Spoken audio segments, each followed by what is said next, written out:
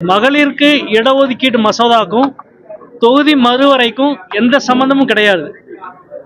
இது முழுக்க முழுக்க பாஜக செய்திருக்கிற ஒரு சூழ்ச்சி தான்.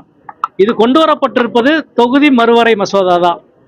இதை மகளிர் இடஒதுக்கீடு என்ற ஒரு கேடயத்தை பயன்படுத்தி இவங்க கொண்டு வந்திருக்காங்க. மகளிர் இடஒதுக்கீடு மசோதா ஏற்கனவே நிறைவேற்றப்பட்டாகிவிட்டது.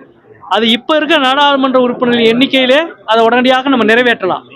இவங்க தொகுதி மறுவரை என்ற மிகுந்த சிக்கல் நிறைந்த ஒரு பிரச்சனையை 50 வருடமாக ஃப்ரீஸ் செய்யப்பட்ட மக்கள் தொகை கணக்கெடுப்பை மீண்டும் மண்டோரா பாக்ஸை ஓபன் பண்ற மாதிரி ஓபன் பண்ணி ஒரு பெரிய குழப்பத்தை உருவாக்க நினைக்கிறாங்க.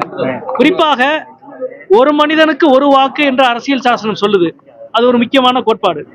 இன்னொரு பக்கம் மக்கள் தொகை கட்டுப்படுத்திய மாநிலங்கள்ல ஏற்பட்டிருக்கிற அசமத்துவமான நிலை, இந்த ரெண்டுக்கும் இடையில ஒரு பெரிய முரண் இருக்கிறது, ஒரு பெரிய சவால் இருக்கு. இதை சந்திப்பது இந்தியாவில் மிக மிக முக்கியமான ஒரு பிரச்சனை. இந்த பிரச்சனையை ஒரு அனைத்து கட்சி கூட்டம் நடத்தி அனைத்து மாநிலங்களினுடைய முதலமைச்சரை நடத்தி ஒன்றுபட்ட ஒரு ஆலோசனையை உருவாக்கி அதற்கு பிறகு நாடாளுமன்றத்திலே கொண்டு போய் வைப்பதன் மூலமாகத்தான் இதை நிறைவேற்ற முடியும். ஆனா இப்படி எந்த விதமான எக்ஸசைஸும் செய்யாம ஒரு 50 ஆண்டு காலம் ஃப்ரீ செய்யப்பட்ட ஒரு மக்கள் தொகை கணக்கெடுப்பு என்ற விஷயத்தை மீண்டும் மறு ஓபன் பண்ணி 50 மணி நேரத்துக்கு முன்னாடி ஒரு மசோதாவை கொடுத்து நிறைவேற்றியது என்பது முழுக்க முழுக்க பாஜகவினுடைய சூழ்ச்சி. குறிப்பாக தென் மாநிலங்களின் மீது பாஜகவுக்கு இருக்கிற வஞ்சகம், குறிப்பாக தமிழ்நாடு போன்ற மாநிலங்கள், கேரளா போன்ற மாநிலங்கள் மக்கள் தொகை கட்டுப்படுத்திய வெற்றிகரமான மாநிலங்களுக்கு கொடுக்கப்படுகிற அநீதியும் தண்டனையுமாகத்தான் இதை நான் பார்க்கிறேன். சார், இதுவரை தமிழக வரலாற்றிலே காணாத ஒரு வாக்குப்பதிவு இந்த முறை நிகழ்ந்திருக்கு. இது சில பேர் புதிய கட்சிகளோட வரவுன்றதுனாலதான் அப்படிங்கிற ஒரு கருத்து.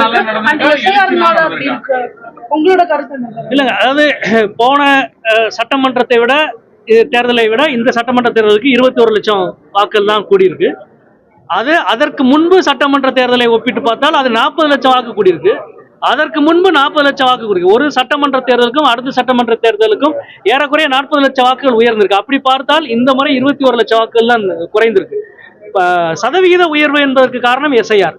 மற்றபடி சராசரி உயர்வு என்னவோ அதுதான் பிரதிபலித்திருக்கு. இன்னும் சொல்ல போனால் கடந்த 5 ஆண்டின் சராசரியை கூட இந்த எண்ணிக்கை பிரதிபலிக்கவில்லை என்பதை தான் பார்க்கிறேன். திமுக மற்றும் கூட்டணி கட்சிகளோட வெற்றி வாய்ப்பு, திமுக மற்றும் கூட்டணி கட்சியினுடைய வெற்றி வாய்ப்பு மிக பிரகாசமாக இருக்கிறது. இயல்பாகவே 3-4 அணிகள் போட்டியிடுகிற பொழுது ஆளுகிற கட்சியினுடைய அணியினுடைய வாக்கு சதவீதம், வாக்கு வித்தியாசம் என்பது அதிகமாக இருக்கும். இயல்பாக வெற்றி மிக அதிகமாக கிடைக்கும். இதையால யாரு சார் பாதிப்படுது? 4ஆம் தேதிக்கு பிறகு ஆய்வு செய்வோம். ஜாதகம் சொல்ல முடியாது, பணியை ஆற்றி இருக்கிறோம். ஒட்டுமொத்தமான ஒரு எண்கணிதம், ஒரு மேத்தமேட்டிக்ஸா நம்ம பார்க்கிறோம். அந்த மேத்தமேட்டிக்ஸ்ல சிலருக்கு கூடலாம் குறைக்கலாம். ஆனால் இந்த அணி இது மிகப்பெரிய வலுவான அணி.